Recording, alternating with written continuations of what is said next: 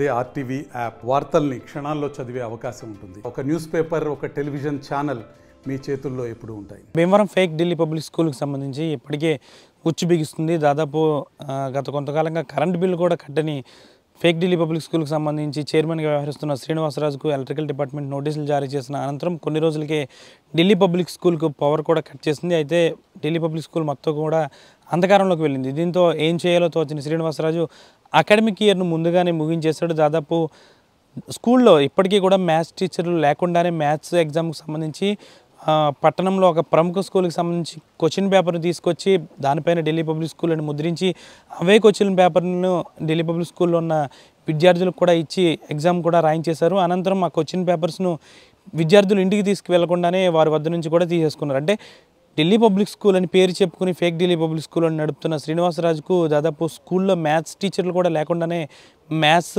Exam కూడా పెట్టేశారు.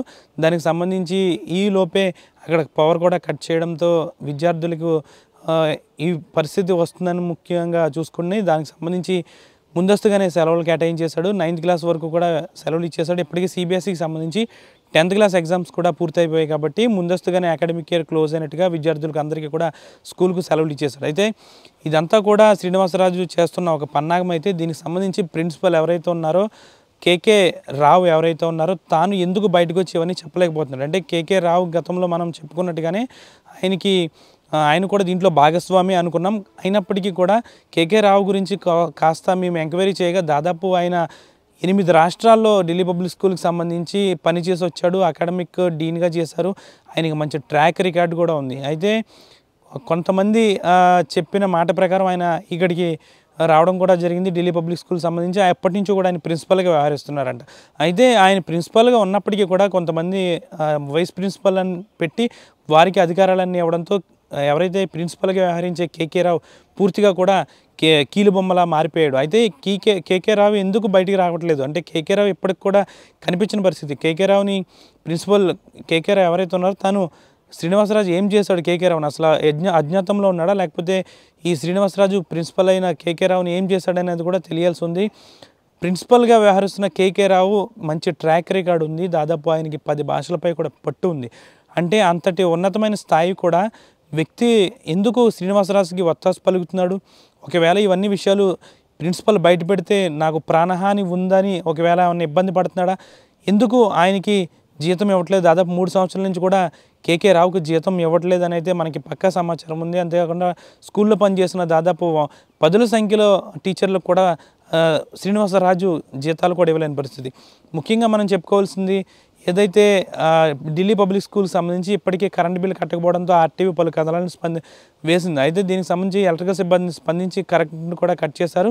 పంచాయతీ పన్నుకు సంబంధించి నోటీసులు కూడా జారీ చేశారు. మరికొన్ని రోజుల్లోనే అతని నుంచి పన్ను కట్టించుకునేలా కూడా చేసే పరిస్థితి కూడా నెలకొంది.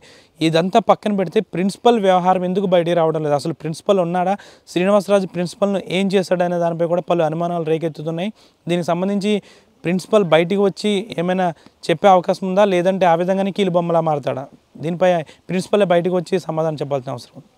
ఈ ఫేక్ ఢిల్లీ పబ్లిక్ స్కూల్కి సంబంధించి నిజాలు బయటపెట్టేందుకు భీమవరం పట్టణానికి చెందిన ఒక వ్యక్తి దీనిపై ఆర్టీఐ యాక్ట్ కూడా పెట్టారు. అయితే ఈ ఆర్టీఐ యాక్ట్ కూడా ఇప్పటికీ పెట్టి 20 రోజుల పైనగా వస్తున్నప్పటికీ కూడా శ్రీనివాసరాజు స్పందించలేదు. అంటే ఎందుకు స్పందించడం లేదు? అసలు ఈ ఆర్టీఐ యాక్ట్కి సంబంధించి పత్రాలు ఎవరికి వెళ్ళినాయి? శ్రీనివాసరాజుకి వెళ్ళినాయా? ప్రిన్సిపల్ వద్దే ఉన్నాయా? ఒకవేళ ప్రిన్సిపల్ వద్దే కనుక ఈ ఆర్టీఐ యాక్ట్ పత్రాలు ఉంటే ఇప్పటికీ ఆన్సర్ వచ్చేది. అంటే శ్రీనివాసరాజుకు సంబంధించి ప్రిన్సిపల్ ఏమన్నా శ్రీనివాసరాజు బెదిరించాడా ఈ ప్రిన్సిపల్ని? అసలు ప్రిన్సిపల్ కేకే రావు ఎక్కడున్నాడు? అజ్ఞాతంలో ఉన్నాడా లేకపోతే శ్రీనివాసరాజు ఏమైనా చేశాడా అన్న దానిపై కూడా స్పష్టత లేదు. అయితే ఎక్కడో పొట్టగొడి కోసం ఒరిస్సా నుంచి ఢిల్లీ పబ్లిక్ స్కూల్ అని ఇక్కడ పెట్టిన తర్వాత ఆయన ఇక్కడికి వచ్చాడు ప్రిన్సిపల్గా. అలాంటి వ్యక్తి ఇప్పుడు ఎక్కడున్నాడు? అసలు కేకే రావు అనే వ్యక్తి భయాందోళన చెంది ఎక్కడికైనా అజ్ఞాతంలోకి వెళ్ళిపోయాడా లేకపోతే ఎక్కడికైనా పారిపోయాడా? శ్రీనివాసరాజు ఏమైనా చేశాడా ప్రిన్సిపల్ని? ఇదన్నీ కూడా ఈ కథను వెలువరించిన తర్వాత కనీసం ఈ కథను చూసి ప్రిన్సిపల్ బయటకు వచ్చి ఏమైనా మాట్లాడతాడా లేదా అనేది కూడా వేచి చూడాలి. కీలుబొమ్మలా ఎందుకు మారిపోయాడు? ఈ Srinivasaraju fake Delhi public school నడుపుతున్న శ్రీనివాసరాజు ఈ ప్రిన్సిపల్ని భయపెట్టి ఏమైనా చేసాడా అనే దానిపై కూడా స్పష్టత రావాల్సి ఉంది.